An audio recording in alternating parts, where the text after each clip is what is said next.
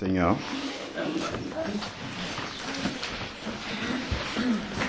Seigneur Dieu Tout-Puissant, Père, tu es grand, tu es infiniment, Seigneur, au-delà de nos voix.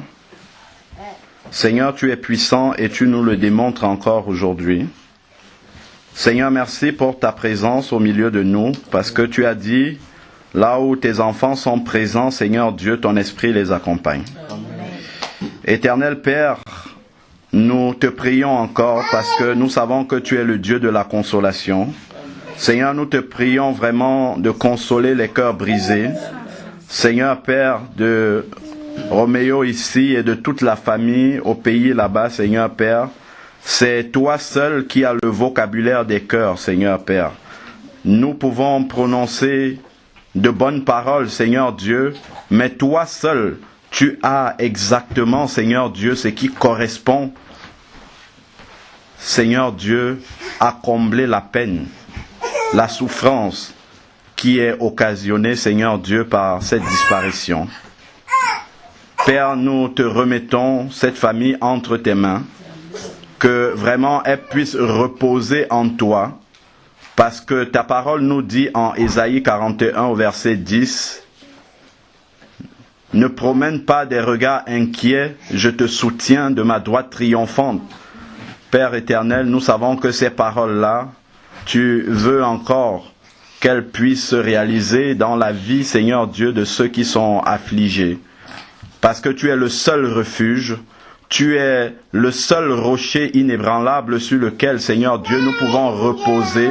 Lorsque nous traversons la vallée de l'ombre de la mort, c'est encore toi qui nous soutiens, parce que Seigneur, ton soutien est indéfectible, parce que toi, tu ne faillis jamais. Seigneur, tu es fidèle, tu ne changes pas. Là où les hommes ont déçu, Seigneur Dieu, toi, tu es présent. Père éternel, malgré notre infidélité, c'est encore toi qui viens, Seigneur Dieu. Lorsque nous traversons la détresse, Seigneur Père, nous crions à toi, et c'est toi qui réponds. C'est toi qui viens, Seigneur, malgré notre ingratitude, parce que lorsque nous sommes dans l'abondance, Seigneur Dieu Tout-Puissant, oh Père, nous t'oublions très souvent, mais Seigneur Dieu, toi tu ne nous oublies jamais. Jamais tu ne nous oublies, Seigneur Dieu. Lorsque nous sommes dans la tristesse, abattus, lorsque nous ne savons plus à quoi nous accrocher, Seigneur, c'est encore toi qui nous recueilles. C'est encore sur ton épaule, Seigneur Dieu, que nous venons reposer. Père, et tu nous accueilles toujours. Nous te bénissons encore, Seigneur Dieu, pour cet amour incommensurable, Seigneur Dieu, que tu nous manifestes jour après jour et dont le summum de cet amour a été manifesté dans l'œuvre de la croix que Jésus a accomplie. Parce que tu nous dis en Romains 5 au verset 8 que Dieu prouve son amour. Père, tu n'es pas resté dans le ciel et tu as dit je vous aime, mais tu as prouvé cet amour en donnant ton Fils unique qu'il meure pour nous alors que nous étions encore des pécheurs.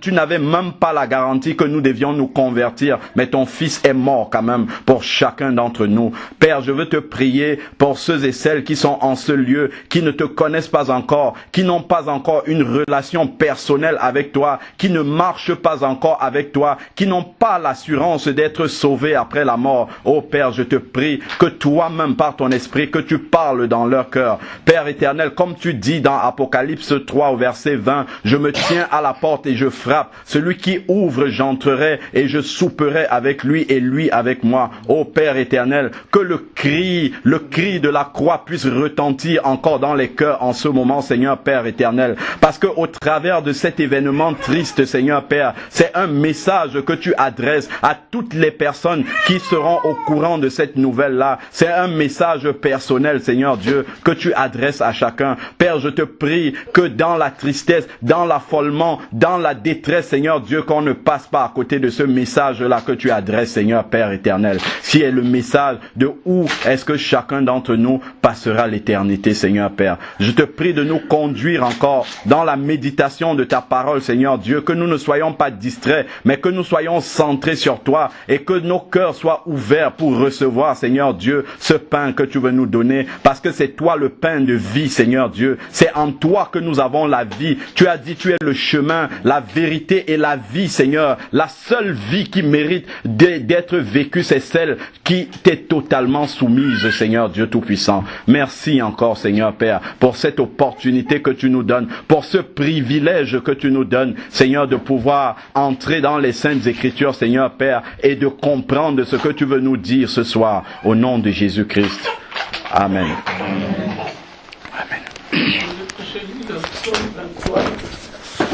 L'Éternel est mon berger, je ne manquerai de rien. Il me fait reposer dans les terres pâturages. Il me dirige près des eaux paisibles. Dans Ecclésiaste, chapitre 1, on va lire du verset 2 au verset 3. Ecclésiaste, c'est après les proverbes, après les psaumes. Chapitre 1, versets 2 à 3. Il est dit, vanité des vanités. Ça, c'est une phrase qui est très populaire, qu'on prononce, mais bien souvent, on ne sonde pas les profondeurs de ce qui est dit au travers de cette expression, la vanité des vanités. Dit l'Ecclésiaste, vanité des vanités, il se répète encore, tout est vanité.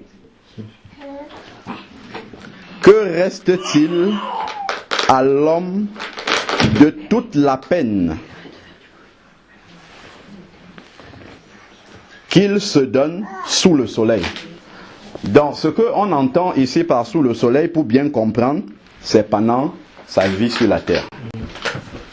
Pendant son existence terrestre, il se donne beaucoup de peine. Je vais le personnaliser pour chacun d'entre nous. Pendant notre vie sur terre, nous nous donnons énormément de peine.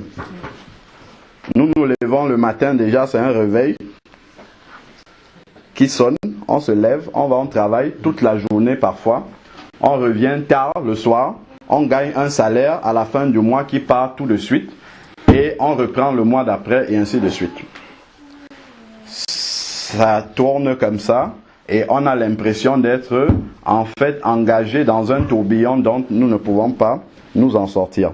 Mais dans cette expression vanité des vanités, ça nous ramène quand même parce qu'on sait que la sagesse de Dieu est infiniment au-delà, comme nous dit Ésaïe 55, la sagesse de Dieu est infiniment au-delà de notre sagesse, de la sagesse des hommes. Vanité, j'ai cherché un peu à quoi renvoie cette expression-là. Et c'est dit, c'est quelque chose qui est futile. C'est quelque chose qui est vide de sens. Vanité. C'est quelque chose qui a une valeur illusoire. C'est-à-dire qu'on pense qu'elle a de la valeur, mais en réalité, quand on sonde la profondeur, il n'y a pas de valeur là-dedans. Et ça pose quand même un problème sérieux. Imaginez-vous toute la peine qu'on se donne pour aller travailler chaque jour. Mais en réalité, c'est une vanité. C'est illusoire parce qu'on pense qu'au travers de ça, on est épanoui, on a quelque chose. Mais en réalité, on n'a rien du tout. On n'a rien du tout parce qu'il suffit que Dieu produise un événement dans notre vie pour qu'on voit que, en fait, ça ne nous sert à rien du tout. Ça ne peut pas entretenir notre équilibre. Ça ne peut pas répondre à cette problématique-là lorsqu'elle arrive. Je peux avoir énormément d'argent en banque. Je peux avoir tous les biens, avoir même de l'autorité. Il y a un nom qui me revient, c'est Ariel Sharon. Avec tout le pouvoir qu'il avait. Mais après, vous pouvez vous retrouver comme un légume. Qu'est-ce que vous allez faire? Qu'est-ce que votre argent peut faire là? Vous pouvez avoir tous les milliards. Vous n'avez même plus la lucidité pour pouvoir signer un chèque pour qu'on aille prendre de l'argent. Et ça nous montre combien la vie de l'être humain est fragile. Parce que lorsque nous sommes sur nos deux pieds, nous avons la santé, nous respirons, ça va à peu près, nous avons l'impression de maîtriser tout autour de nous. Mais il suffit que Dieu fasse trembler un petit peu comme ça, quelques compartiments de notre vie pour qu'on ressente, qu'on comprenne qu'on ne maîtrise absolument rien du tout. Et ça, comme je le disais tantôt, avec le passage de 1 Jean 5 au verset 19 qui nous dit que le monde est dominé par le malin. Le malin fait tout pour occuper notre conscience, pour qu'on n'ait pas le temps de penser à ces choses-là. Pour que toute notre intelligence, toute notre notre sagesse soit occupée à résoudre des problèmes quotidiens de chaque jour sans penser à ce qui est essentiel, sans penser à ce qu'on va emporter, parce que le travail, on ne l'emporte pas. Tout ce que nous faisons sous le soleil, la plupart d'entre nous, nous travaillons, c'est ça en fait qui fait en sorte que nous nous fatiguons chaque jour. Mais si vous faites un tour au cimetière, même de Champigny ici, allez-y tombe par tombe, vous regardez, vous n'allez pas voir dessus une mention spéciale pour ceux qui travaillaient bien. Pour ceux qui gagnaient beaucoup d'argent, il n'y a pas de mention dessus. Nous devenons des anonymes. Tout le monde est là-bas et tout ce qui lui reste, c'est sa relation avec Dieu. Celui qui a des châteaux est là. Celui qui mendiait dans la rue est à côté et ainsi de suite. Tout le monde est ramené à l'essentiel. Est ramené, comme la sœur parlait tout à l'heure, ton esprit, où est-ce qu'il est? Vous êtes là. Vous êtes réduit à la même chose.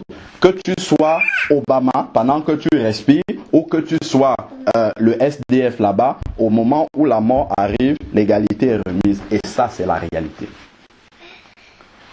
Et Dieu veut que nous pensions à cette réalité-là. Mais le monde dans lequel nous sommes nous ramène à une autre réalité. Cette réalité éphémère, c'est pour ça qu'il parle de la vanité, parce que ce que nous voyons là, c'est pas ça la réalité des choses. La réalité n'est pas celle qui est visible. Nos sens même nous trompent sur la vérité des choses. Et ça, c'est l'aveuglement que le diable met, parce que c'est lui qui domine ce monde-là. Il nous fait courir après des valeurs qui sont des valeurs illusoires. Et Dieu, dans son immense bonté, dans son amour incommensurable, nous rappelle cette réalité-là. Malheureusement, Dieu est obligé de passer par des événements comme celui-ci. Pour nous ramener à l'essentiel. Pour nous rappeler cette vérité implacable-là. Vanité des vanités dont évitons. Autant que nous pouvons, demandons à Dieu de nous révéler ce qui est réellement utile pour notre vie. Beaucoup de gens se battent dehors pour leur retraite. Certains vont marcher, certains vont revendiquer d'une manière ou d'une autre. On veut travailler moins, on veut travailler plus, on veut avoir plus d'argent, plus d'annuités, ainsi de suite. Qui nous dit que nous allons atteindre la retraite? Nous pouvons mener tout ce combat jusqu'au bout. Et à une semaine de la retraite, on meurt, on perd tout. Ça restera pour la famille, oui. Mais nous-mêmes, on part avec quoi? Rien du tout. Le combat de toute une vie, certains en font un combat de toute une vie. On a placé tout son souffle, toute son énergie dans une vanité, dans quelque chose qui n'a pas de valeur. Dans quelque chose de vain. Et ça, c'est la réalité. Et ça, nous avons besoin souvent de nous retirer des bruits du monde. Parce que le monde a tellement de bruit qui nous distrait. Nous avons besoin de nous retirer souvent dans cette parole-là pour être renouvelés dans notre pensée. C'est ce qu'il dit dans Romains 12 au verset 2. Ne vous conformez pas au siècle présent. C'est-à-dire, ne marchez pas suivant la pensée de ce siècle. Sinon, vous allez être trompé. Si vous marchez suivant la pensée de ce siècle, vous serez dirigé par le malin. C'est ce qu'on a dit dans 1 Jean 5, 19, le malin domine le monde. Donc, si vous observez comment les gens qui n'ont pas Jésus marchent et que vous voulez les suivre, vous allez marcher comme le malin et il vous entraîne tout droit là où lui-même il est en train de partir. Donc voilà pourquoi nous avons besoin de nous retirer, de nous ressourcer dans cette parole, afin que Dieu renouvelle notre pensée. Et que bien qu'étant immergé dans ce monde, parce que Jésus a dit, vous êtes dans le monde, mais vous n'êtes pas du monde. Donc bien qu'étant dans ce monde-là, que notre pensée soit une pensée de Dieu. Voilà pourquoi on se voit comme étrangers sur la terre. Parce que déjà la parole de Dieu dit que nous sommes assis dans les lieux célestes en Christ. Ça, je parle pour ceux qui sont convertis. Assis dans les lieux célestes en Christ, ça veut dire que notre esprit, notre façon de raisonner est celle du ciel, bien que le corps est ici sur la terre. Voilà pourquoi nous allons marcher à contre-courant. Quand les gens vont comme ça, nous allons dans l'autre sens. Quand ils disent que l'homosexualité c'est une bonne chose, nous on dit non, Dieu a dit non. Et ainsi de suite. Il y a plein de choses comme ça. Nous sommes en plein dans des abominations qui conduisent directement au retour de Jésus. La sœur a évoqué ça. Ce sont les prophéties qui sont en train de s'accomplir. Ça, on n'a même pas parlé, on parle juste du salut. Les prophéties sont en train de s'accomplir sous nos yeux en détail. Bon, on ne va pas rentrer là-dedans. Continuons sur la vanité. Prenons maintenant, toujours dans Ecclésiaste 1, verset 14. Ecclésiaste 1, verset 14 dit « J'ai vu tous les ouvrages qui se font sous le soleil. » C'est-à-dire toutes les œuvres qui sont là sur la terre. Certains ont construit des paradis, des immeubles, des maisons, des châteaux, des voitures, plein de richesses. Et il a observé tout cela. Et il dit, voici que tout est vanité et poursuite du vent. Est-ce que vous imaginez que nous courons le matin pour aller travailler, pour avoir un salaire, mais en réalité c'est du vent. Parce que le vent c'est quelque chose d'immatériel. Si vous voulez arrêter du vent, vos mains vont se taper comme ça, vous n'allez pas pouvoir saisir le vent, ça ne se saisit pas. C'est la même chose que nous avons dans ce monde. Ce que nous recherchons dans ce monde et que nous pensons que ces choses-là vont nous apporter du bonheur, nous n'allons jamais les avoir, jamais. Le plus riche, Bill Gates, il cherche à être encore plus riche. C'est comme ça. On ne sera jamais satisfait. Vous n'allez jamais trouver un homme sur la terre qui dit « Maintenant, je suis heureux, j'ai tout. J'ai obtenu tout ce que je voulais, je suis heureux, je n'ai besoin de rien. » Ça n'existe pas. Tout le monde a toujours besoin de quelque chose.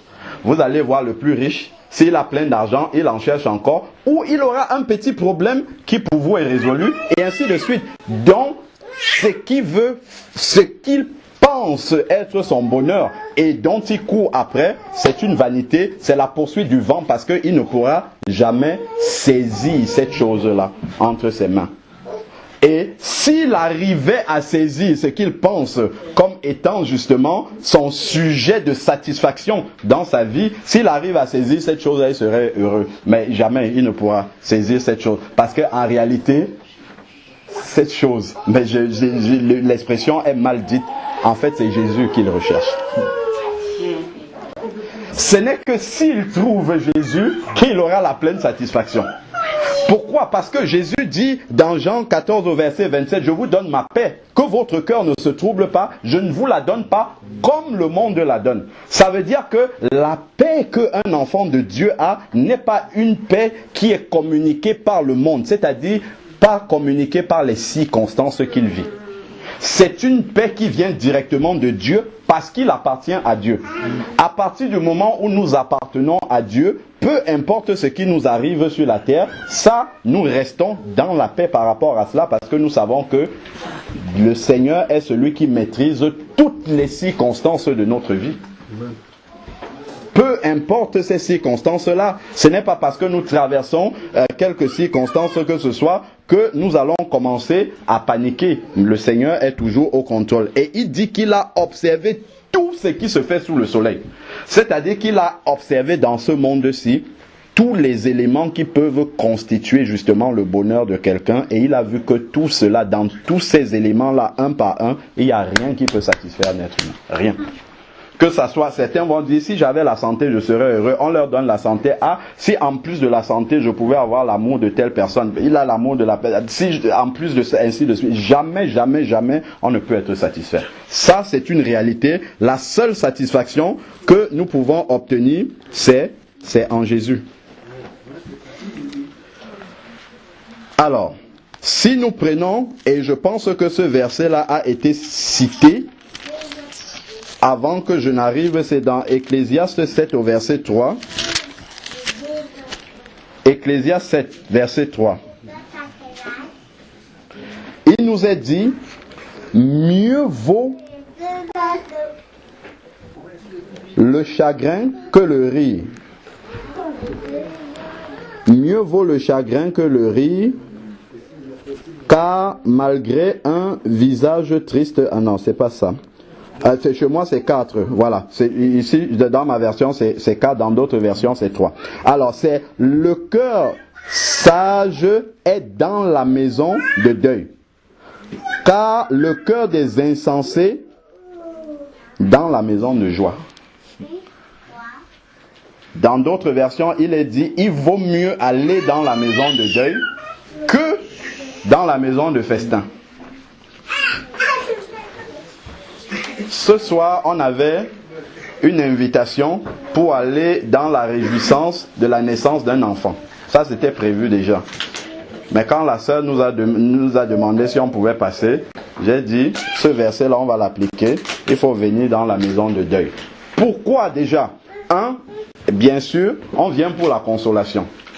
Mais de deux, il y a une réalité dans la maison de deuil qui nous est occultée justement par la maison de festin. Parce que quand nous sommes dans la maison de réjouissance, oui, on est dans la réjouissance et notre pensée ne travaille pas. Donc nous sommes encore, comme on disait tout à l'heure, nous avons les signaux de ce monde-ci qui nous inhibent justement la pensée et nous empêchent de réfléchir à la réalité des choses, à la réalité de ce qui est réellement important pour notre vie. Pourtant, lorsque nous venons dans la maison de deuil, la maison de deuil est pleine d'enseignements. Il y a beaucoup d'enseignements dans la maison de deuil. Même si les gens ne sont pas en train de parler de Dieu, Dieu lui-même, au travers des circonstances, enseigne les gens. C'est ce qu'il dit. Quand on est dans... je vais lire, j'ai une version ici sur mon téléphone qui est beaucoup plus intéressante que dans ma version papier. Donc, je vais prendre Ecclésiaste 7, verset 3. Voilà. Ecclésiaste 7, verset 3, dans ma version ici dit, mieux vaut aller dans la maison de deuil que d'aller dans une maison de festin. Pourquoi? Car c'est là la fin de tout homme. Premier enseignement de la maison de deuil. Quand nous arrivons dans la maison de deuil, nous nous rappelons de la fin de la course, de notre vie terrestre. Dans la maison de festin, jamais on ne parle de ça là-bas. Les gens n'ont pas la tête à ça. Mais dans la maison de deuil, tout de suite, on arrive à... En plus, si on connaît la personne qui est partie, là, ça nous rappelle que, hey, cette personne-là, je vais marcher avec elle. Ça veut dire quoi? Ça veut dire que un jour, ça sera mon tour. Un jour, des personnes seront réunies dans une maison de deuil et c'est moi qui serai parti. C'est ça le plus grand enseignement que la maison de deuil me rappelle. Et ça, la vie ne va jamais vous rappeler cela, sauf si vous allez dans un hôpital et qu'on vous décèle une maladie grave, là vous allez vous en souvenir. Mais sinon, la vie quotidienne de tous les jours, il y a juste des événements ponctuels comme ça qui peuvent nous rappeler cette réalité-là. Donc la maison de deuil est pleine d'enseignements, beaucoup d'enseignements. Après, la suite du verset dit, et celui qui vit prend la chose à cœur. C'est-à-dire que celui qui est encore vivant et qui vient dans la maison de deuil, il va être enseigné par les circonstances. Déjà, Dieu va l'enseigner par les circonstances qui sont en train de se passer. Et là, il va ressortir avec quelque chose dans le cœur. Parce que la réalité de sa personne sera mise en évidence. Il aura ce rappel-là de la finalité même de sa vie qui sera là devant lui. Et dont il faudra qu'il prenne nécessairement conscience. Sinon, on fait la politique de l'autruche. On dit, ah, moi, je mets la tête dans le sable et tout va bien. On peut dire, oui, bon, ok, je ne vais pas y penser. Même si on n'y pense pas, ça ne change absolument rien du tout. Ça reste une réalité. Et si nous sommes sages, il vaudrait mieux pour nous de nous y préparer. C'est la seule chose, c'est la seule manière d'aborder ce problème. Comme dit Amos 4 au verset 12, Israël, prépare-toi à la rencontre de ton Dieu. Donc la seule chose que nous avons à faire face à la mort, c'est de nous y préparer. C'est la chose la plus sage que nous pouvons faire. Certains vont dire, je vois quelqu'un de proche mourir, il faut que je profite au maximum de la vie. Même si vous profitez au maximum, comment? Un jour viendra quand même où il faudra partir. Et encore ayant profité, vous serez insatisfait de toute votre vie, de tout ce que vous avez fait. Vous serez quand même insatisfait. Vous aurez les regrets. Si vous allez maintenant, dans chaque hôpital, vous trouvez des personnes qui sont en fin de vie, qui vont bientôt partir. Vous leur demandez s'ils ont des regrets. Pratiquement tous, ils ont des regrets. Des choses qu'ils n'ont pas faites. Qu'ils n'ont pas pu faire, qu'ils auraient voulu faire, qu'ils auraient aimé faire. Plein, beaucoup comme ça. Mais je suis sûr que ceux qui ont Jésus, ils ont aussi des regrets, mais ce sont des regrets d'autres ordres. Le regret de n'avoir pas suffisamment parlé de Jésus aux gens, par exemple. C'est ce type de regret-là. Mais ils n'ont pas de regrets sur la vie qu'ils ont menée sur la terre. Parce que c'est la seule chose qu'ils emportent après. Amen.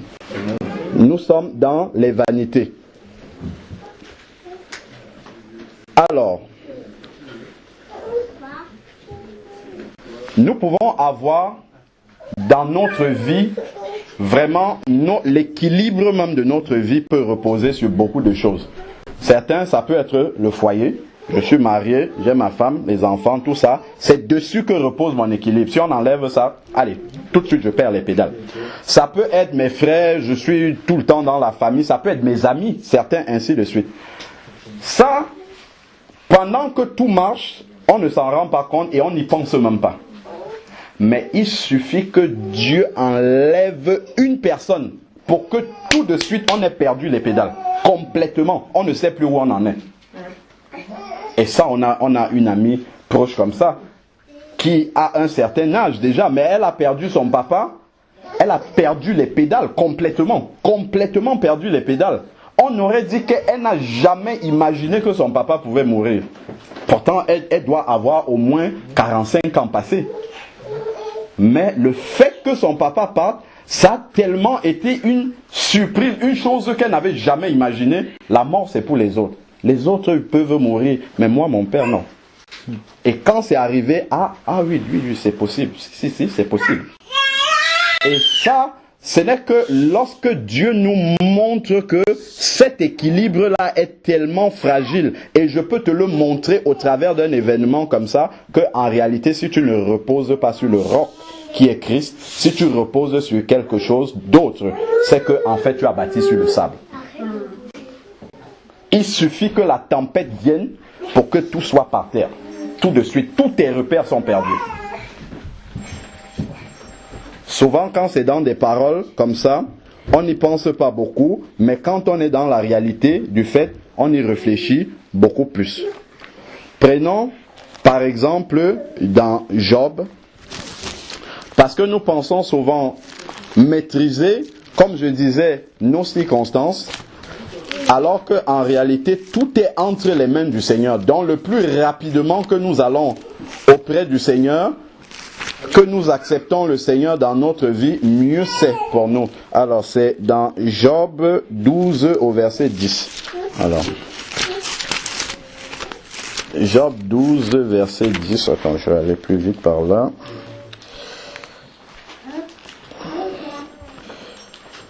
Job 12,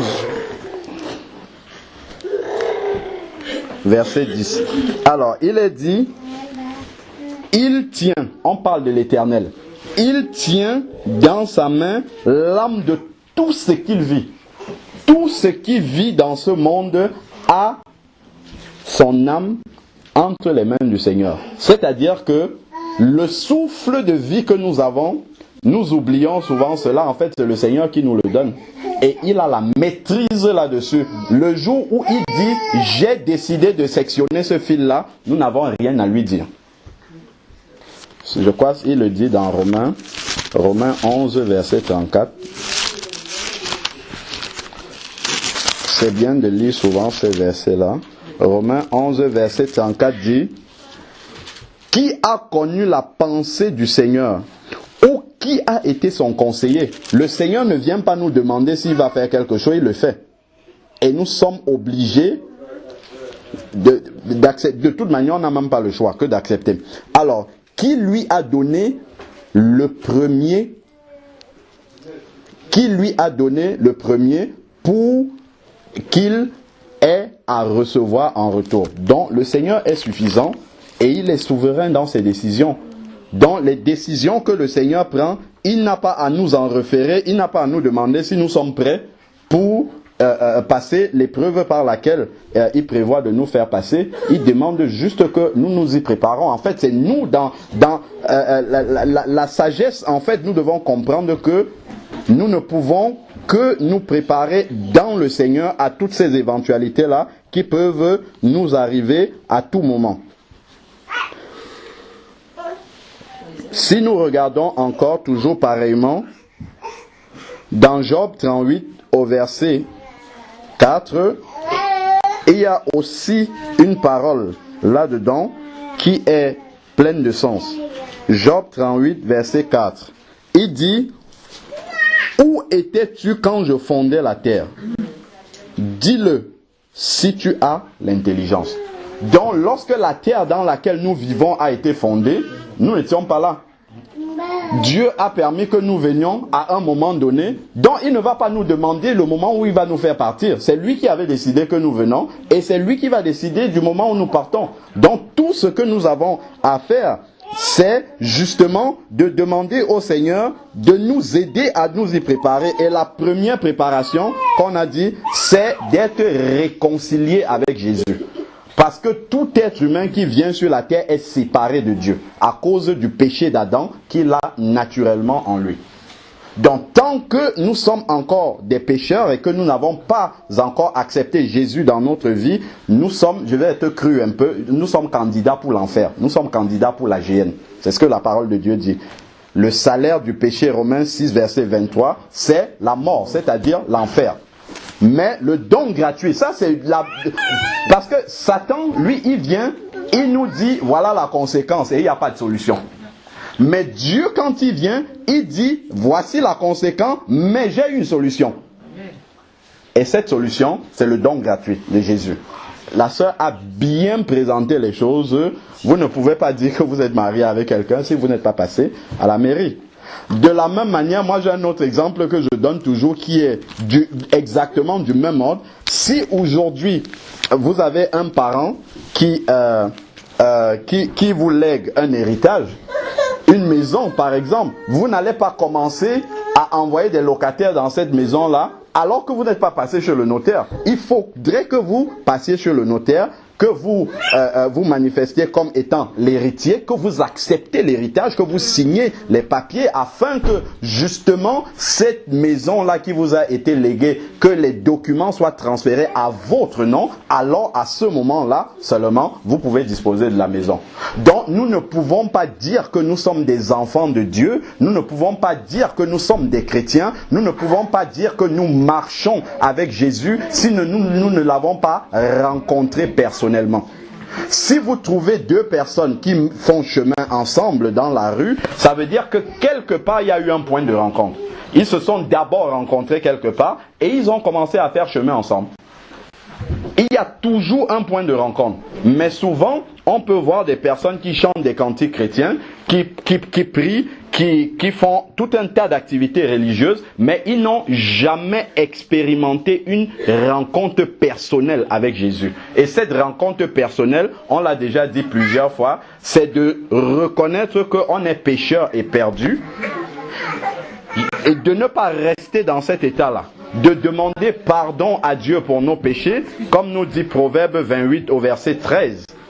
Celui qui cache ses transgressions ne prospère pas, mais celui qui les confesse et qui les abandonne obtient miséricorde. Et là, à ce moment-là, une fois qu'on a demandé pardon pour ses péchés, Romains 10 au verset 9 dit, si nous confessons de notre bouche Jésus, et si nous croyons dans notre cœur que Dieu l'a ressuscité d'entre les morts, nous serons sauvés. Alors à ce moment-là, je dis, Jésus, je t'accepte comme Seigneur et Sauveur. C'est ça la signature du contrat dont la sœur parle. Après s'être repenti, nous devons accepter Jésus verbalement comme Seigneur et Sauveur. Mais ça ne vient que après la repentance. Pourquoi? Parce que lorsque j'accepte Jésus, lorsque je confesse de ma bouche Jésus comme Seigneur et mon Sauveur, l'Esprit de Dieu vient habiter dans mon cœur et produit ce qu'on appelle la nouvelle naissance. Nous devenons une nouvelle créature. Mais pour que l'Esprit de Dieu vienne habiter à l'intérieur de mon cœur, il faut que ça soit propre, parce que c'est l'Esprit Saint. L'Esprit Saint ne peut pas habiter dans un cœur souillé.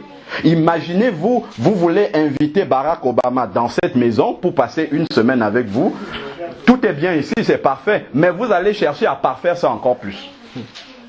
Et Barack Obama, c'est un homme. Mais là, on parle de l'Esprit de Dieu. C'est Dieu qui vient habiter en fait en vous. Donc il ne peut pas venir habiter dans un endroit souillé.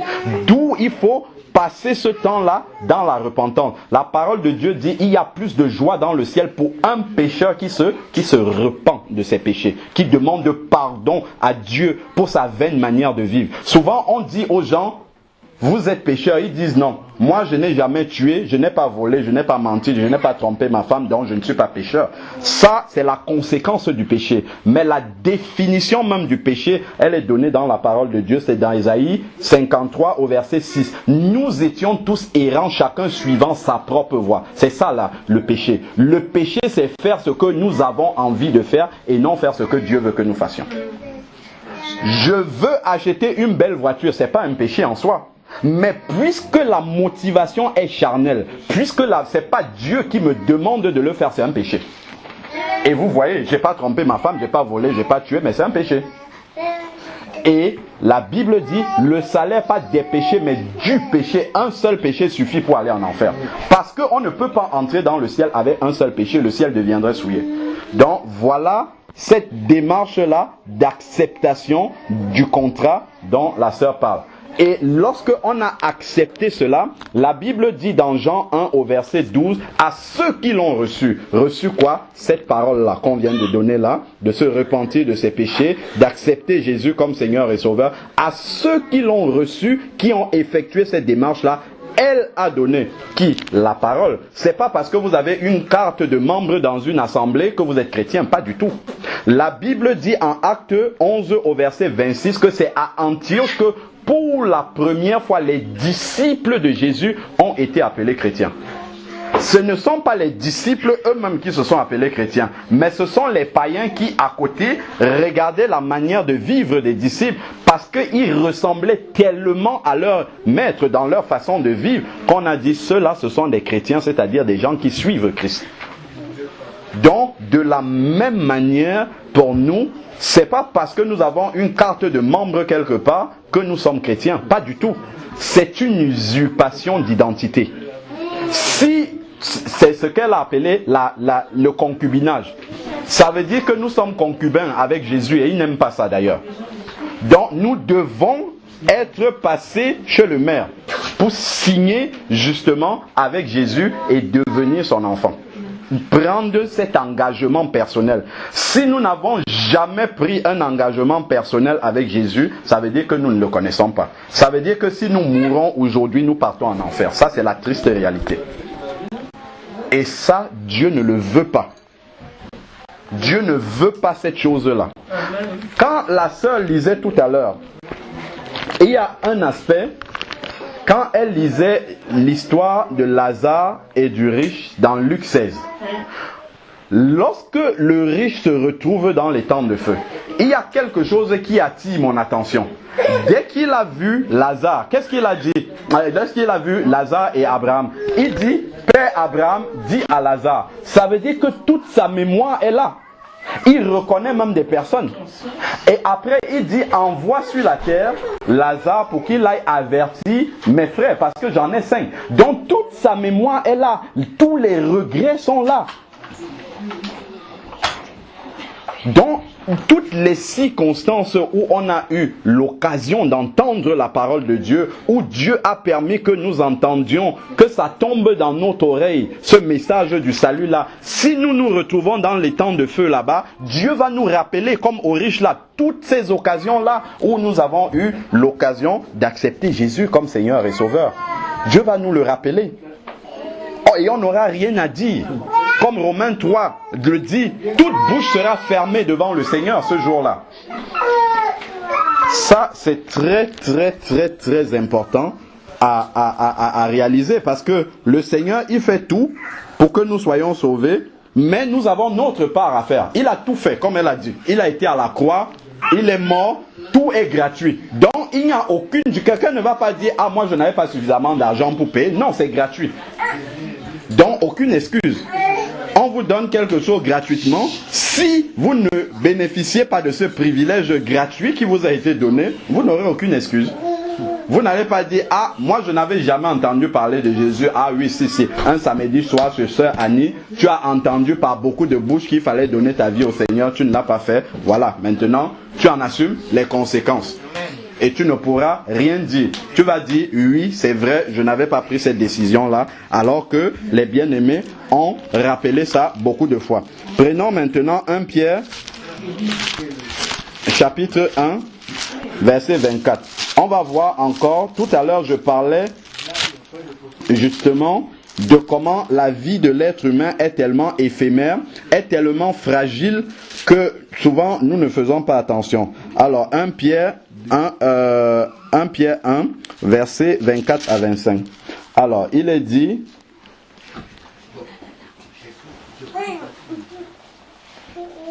car toute chair est comme l'herbe. Quand il parle de toute chair, il parle de l'être humain. L'être humain est comme l'herbe. Vous voyez déjà, l'herbe, est-ce que c'est quelque chose de solide? Vous coupez comme ça part. Vous piétinez, terminez. Et ainsi de suite. Il dit, toute chair est comme l'herbe. Et toute sa gloire comme une fleur, comme la fleur de l'herbe. La fleur, c'est encore plus fragile que l'herbe. Il suffit d'un peu de vent comme ça, hop, la fleur tombe. Et puis ensuite, les différentes parties s'éclatent. Il parle de la gloire de l'homme. C'est-à-dire ce qui est un sujet de satisfaction pour nous. J'ai une belle voiture, une grosse maison, un compte blindé.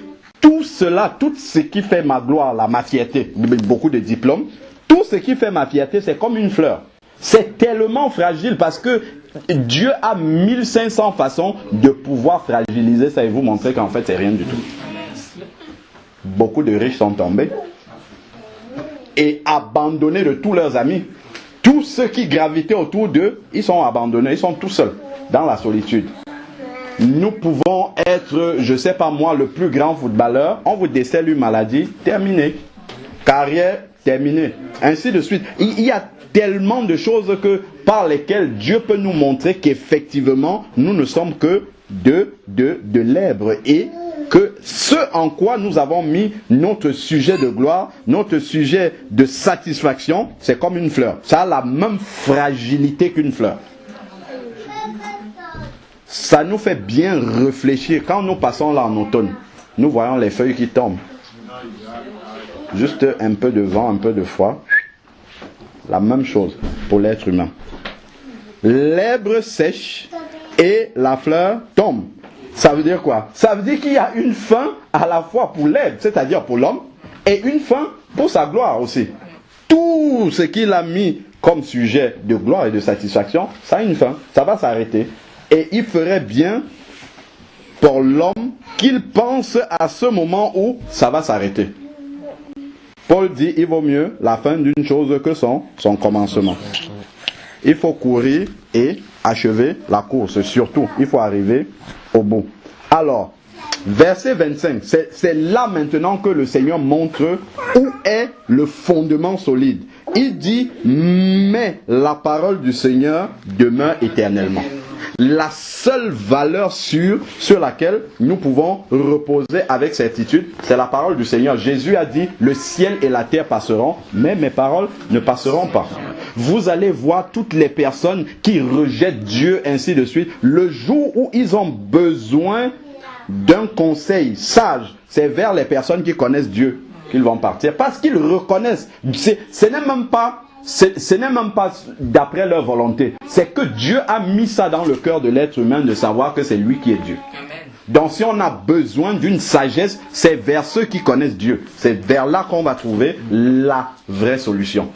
Parce que la seule vraie sagesse vient de Dieu. Jésus a dit, je suis le chemin, la vérité et la vie. Donc il n'y en a pas d'autre. 7000 ans depuis que Adam est venu sur la terre, des générations et des générations ont défilé. La Bible est toujours là. Des rois se sont levés, des tyrans se sont levés, ils ont dit on va détruire toutes les Bibles qui existent. 2000 ans plus tard après Jésus, nous l'avons toujours. 7000 ans après Adam, nous avons les livres de Moïse qui sont là dans nos mains. Toujours. C'est pas parce que les hommes sont forts, hein. C'est parce que Dieu garde lui-même sa parole. Amen. C'est lui qui fait en sorte que cette parole-là nous parvient. Et pourquoi Dieu garde sa parole?